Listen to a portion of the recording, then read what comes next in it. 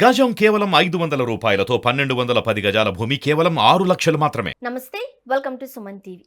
మహిళలు, ఆడవారు, ముఖ్యంగా తల్లి అని అంటేనే అత్యంత సున్నిత మనస్తత్వం గలవారుగా చూస్తూ ఉంటుంది సమాజం.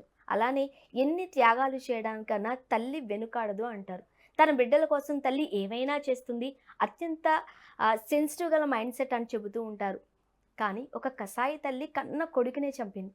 ఎందుకు చంపాల్సి వచ్చింది, అసలు ఏం జరిగింది? దీని గురించి మాట్లాడడానికి ప్రస్తుతం మనతో పాటు ఉన్నారు సీనియర్ జర్నలిస్ట్ ప్రియా చౌదరి గారు. నమస్తే అండి. నమస్తే. ప్రియ గారు, తల్లి ఒక ఆడది అని అంటే కొన్ని మాటలు మనం మాట్లాడలేము ఆడవారిగా ఉండి కూడా. బాధ వచ్చేస్తూ ఉంటుంది, అసలు ఏం జరుగుతుంది. కొన్ని మనం ఎత్తలేము, నోరెత్తి కూడా మాట్లాడలేని సిచ్యువేషన్కి వెళ్ళిపోతూ ఉంటాం. అలాంటి ఒక తల్లి, పైగా ఏదో కూలి పనులు చేసుకుంటున్నారు, సరిగ్గా చదువుకోలేని మహిళ కూడా కాదు, అపర మేధావిగా ఆమెకి చాలా మంచి పేరుంది కూడా. అలాంటి ఒక ఆమె చిన్న బిడ్డను చంపేసి గోవా నుంచి కర్ణాటక వరకు కారులో ట్రావెల్ చేస్తున్నారు అని అంటే ఇలాంటి తల్లులు కూడా ఉన్నారా?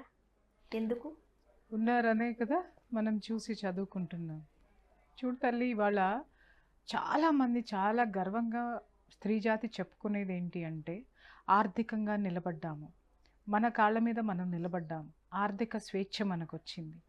అలాగే మనకి పరిమితులు లేనటువంటి, ఎల్లలు లేనటువంటి స్వేచ్ఛను మనం అందిపుచ్చుకున్నాము. పరిమితులు లేనటువంటి ధనం కూడా సంపాదించేటటువంటి స్థితికి మనం ఎదిగిపోయాము. దీనికి one side of the coin గర్వపడుతుంటే, other side of the coin జీవితంలో ఉన్నటువంటి ఈ పరుగుల వేటలో ఆడతనం అనేటటువంటి అస్తిత్వాన్ని మనం పూర్తిగా సున్నితత్వాన్ని కోల్పోతున్నాము అనేటటువంటి మాట 100కి 1000 పాళ్ళు నిజం. ఎందుకు అని మీరు మాట్లాడొచ్చు. ఇవాళ నేను చాలా సందర్భాలు నేను ప్రశ్నించుకున్నటువంటి సందర్భాలు ఉన్నాయి, అలాగే సమాజాన్ని ప్రశ్నించిన సందర్భాలు కూడా ఉన్నాయి. అది ఏంటి అనంటే, ఒక ఆడది ఒకప్పుడు వరకట్నపు చావుల నుంచి, స్వతంత్రత లేక తనకి స్వాతంత్రం కోసము, స్వతంత్రంగా తను బ్రతకడం కోసము, స్వాతంత్రం తెచ్చుకోవడానికి ఎన్నో ఉద్యమాలు జరిగాయి, ఎంతో పోరాటం జరిగింది. జరిగి తర్వాత మనం వరకట్నపు చావుల నుంచి బయటపడ్డాము. అలాగే ఒంటరి ఆడది ఎవరో పంచన పడుండి పిల్లలతో సహా ఒక బానిసలాగా బ్రతకటం మానేసి, తనకంటూ ఈ బయట ప్రపంచంలో వచ్చి స్వేచ్ఛాయుతం ఒక గౌరవప్రదమైనటువంటి తనకి వచ్చినటువంటి పనినే గౌరవంగా చేసుకుంటూ స్వతంత్రంగా స్వేచ్ఛా వాయువులు పీల్చుకుంటూ బ్రతికేటటువంటి స్థితిలోకి వచ్చామని చెప్పేసి మనం చాలా సంతోషపడ్డాం. కానీ ఆ పోకడ ఎక్కడికి వెళ్ళిపోతుందంటే, ఈరోజు ఆ స్వేచ్ఛ, ఎల్లలు లేనటువంటి స్వేచ్ఛ కానివ్వండి, మితిమీరినటువంటి స్వతంత్రం కానివ్వండి, అది తీసుకోవడం వల్ల దానికి తోడు అగ్నికి అజ్యం పోసినట్టుగా ఆర్థిక పరమైనటువంటి స్వేచ్ఛ ఎప్పుడైతే ఒక మహిళలో వచ్చిందో, ఆ తనలో ఉన్నటువంటి స్త్రీతత్వాన్ని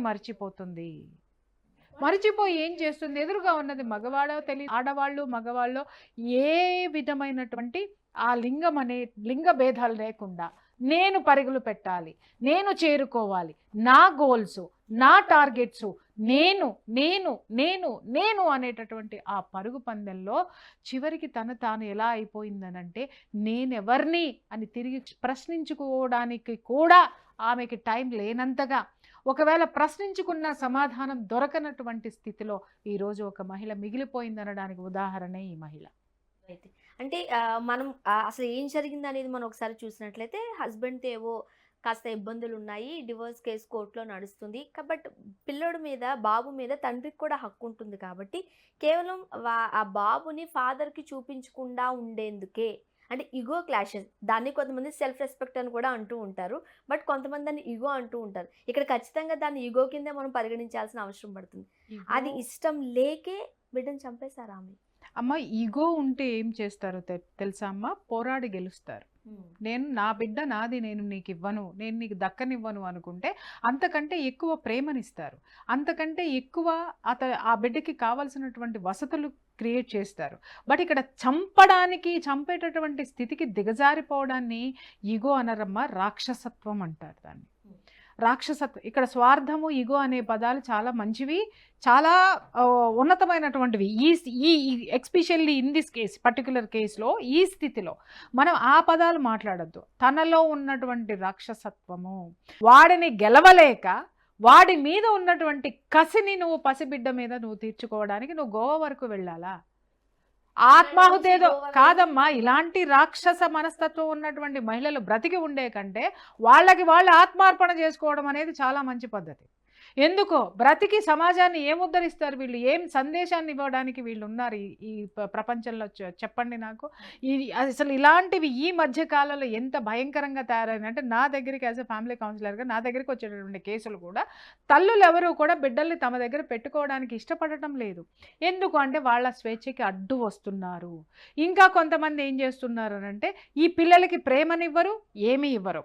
వాళ్ళని కేవలము సమాజం నుంచి సానుభూతి పొందడానికి మాత్రమే, సానుభూతిని తీసుకొని వాళ్ళ విచ్చలవిడి తనపు జీవితానికి అడ్డం పెట్టుకొని వాళ్ళు ఏం చేసినా కూడా, వాళ్ళు చేసేటటువంటి దరిద్రపు వేషాలన్నీ కూడా బిడ్డల కోసం చేస్తుంది అనేటటువంటి ఒక ట్యాగ్ తగిలించుకోవడానికి కూడా దిగజారిపోయే మహిళల చరిత్రలు నాకు తెలుసు. ఇక్కడ నేను అందరు మహిళలని నేను మాట్లాడడం లేదమ్మా. కొంతమంది జీవితాలు నాశనం చేయడమే కాక జీవితాలని నాశనం చేసుకుంటున్నారు. దానివల్ల వాళ్ళు ఒక్కళ్ళే నష్టపోతున్నారు అనంటే కుటుంబం కుంటుపడిపోతుంది, కుటుంబ వ్యవస్థ నాశనం అవుతుంది. ఆ వ్యవస్థ నాశనం అవడం వల్ల సమాజంలో జరగకూడనటువంటివన్నీ జరిగిపోతున్నాయి. ఇవాళ ఒకటే మాట నేను అడుగుతున్నానమ్మా. పసిబిడ్డని చంపేసింది, సూట్ కేసులో పెట్టుకొని వెళ్ళింది అనంటే ఎలాంటి వాతావరణము తన చుట్టూ ఉంది, ఎలాంటి సమాజం పట్ల ఎలాంటి భయం లేదు, ఎవడూ తనను శిక్షిస్తాడనేటటువంటి భయం లేదు, ఎవడో తనను అడిగితే ఏమైనా చెయ్యగలను అనేటటువంటి ఇది.